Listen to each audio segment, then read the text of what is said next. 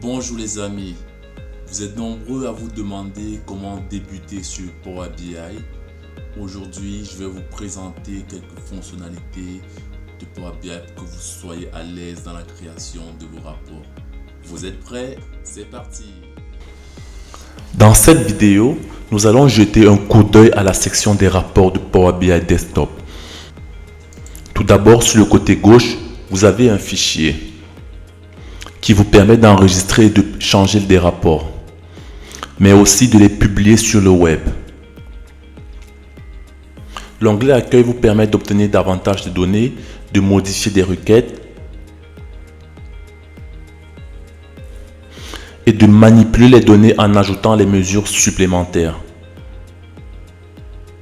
Dans le menu d'insertion, nous pouvons insérer de nouvelles pages, des visuels, y compris des visuels d'intelligence artificielle, des éléments provenant d'autres parties de la plateforme Power Apps et de Power Automate, ainsi que des éléments supplémentaires tels que des boutons, des formes et de lignes d'étincelles. Dans l'onglet modélisation, nous pouvons développer des données que nous avons avec de nouvelles mesures, colonnes et tableaux. En fait, il y a un certain nombre de choses qui pourraient être utiles ici. Vous pouvez modifier le thème, l'affichage des pages. Vous avez également la possibilité d'afficher des lignes de grille et d'afficher différents volets sur le côté droit, tels que les données, le format et le filtre. Vous pouvez également faire un zoom avant et arrière et vous adapter à la page. Nous examinerons le menu optimisé qui a été introduit en mai 2023 dans la troisième partie de ce cours. Et puis, il y a l'aide qui donne des liens vers des vidéos et des blogs par exemple. Sur le côté droit, nous disposons de plusieurs volets dont certains peuvent être réduits.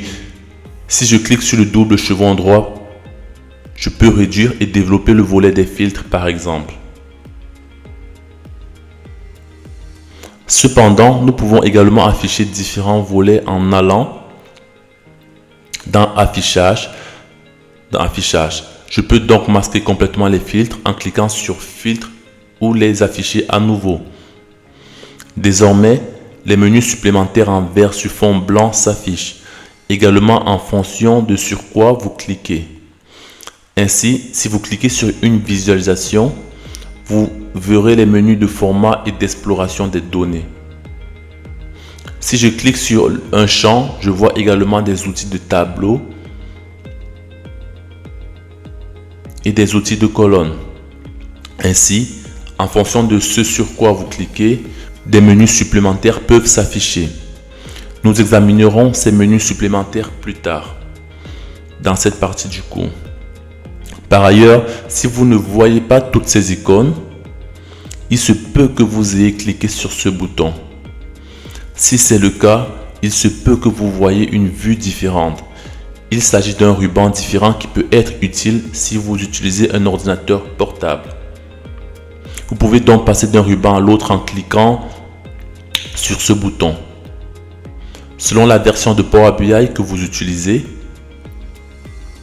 l'affichage peut être légèrement différent. Vous pouvez avoir un volet appelé champ au lieu de données et un autre appelé visualisation. Si c'est le cas, vous n'utilisez pas ce que Microsoft appelle les interactions avec des objets et vous pouvez l'activer si vous utilisez Power BI Desktop à partir de mars 2023 en allant dans Fichier, Options et Paramètres, Options et sur le côté gauche, nous avons des fonctionnalités de prévisualisation et nous avons les interactions avec les objets. Si vous voyez le volet des visualisations, n'hésitez pas à redémarrer Power BI pour utiliser les dernières méthodes d'interaction avec des visualisations.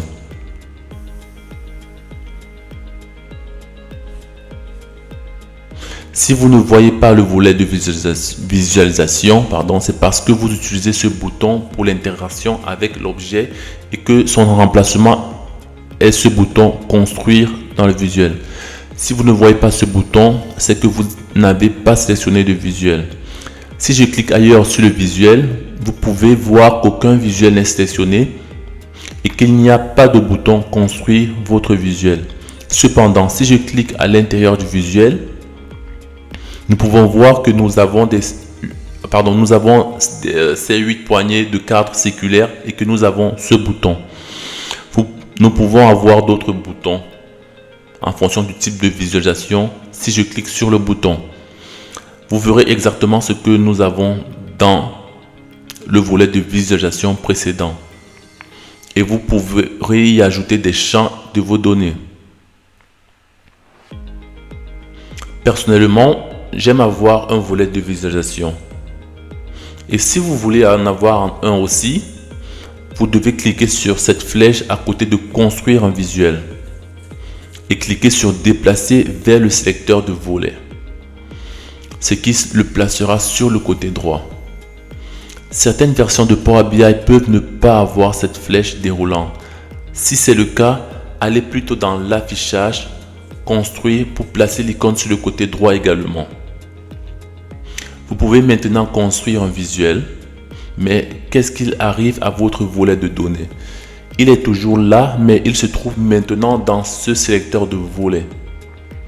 Cela me permet de maximiser l'espace dont je dispose pour les visuels tout en ayant la possibilité de passer, par exemple, de la construction d'un visuel à des données et vice-versa. Personnellement, je préfère avoir en même temps à l'écran le volet de visualisation et le volet de données ou de champs. Je vais donc faire un clic droit sur construire un visuel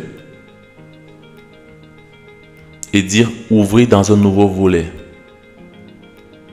J'ai donc maintenant la possibilité de construire un visuel où le volet de visualisation et les données ou le volet des champs sur l'écran en même temps, et je trouve que c'est beaucoup plus facile.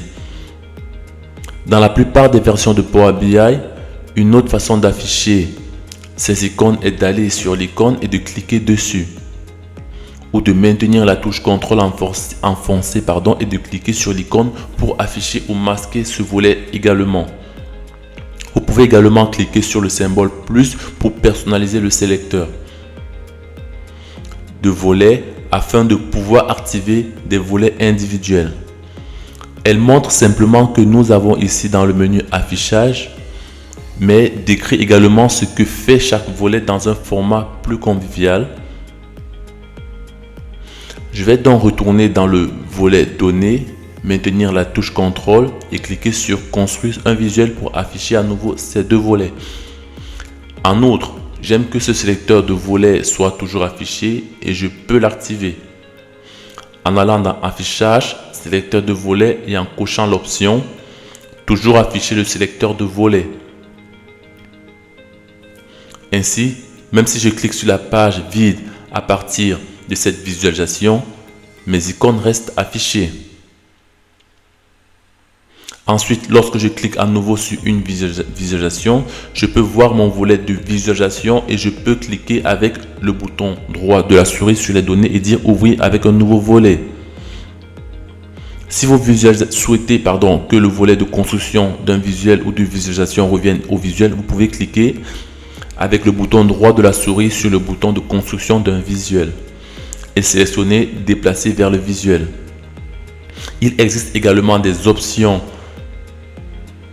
de réduction qui supprime le volet mais laisse l'icône et de close qui supprime également l'icône.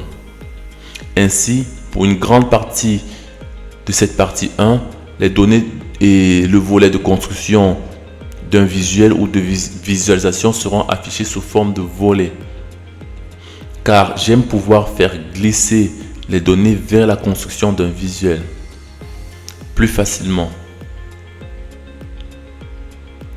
Elle ressemble également à la version précédente. Ainsi, si vous êtes habitué à la version précédente, il vous sera plus facile de vous habituer à cette nouvelle interaction sur l'objet. Voici donc le bureau de Power BI et la vue du rapport. Dans la prochaine vidéo, nous allons examiner brièvement la vue du modèle et la vue des données, où nous pouvons examiner les données que nous avons importées dans Power BI Desktop.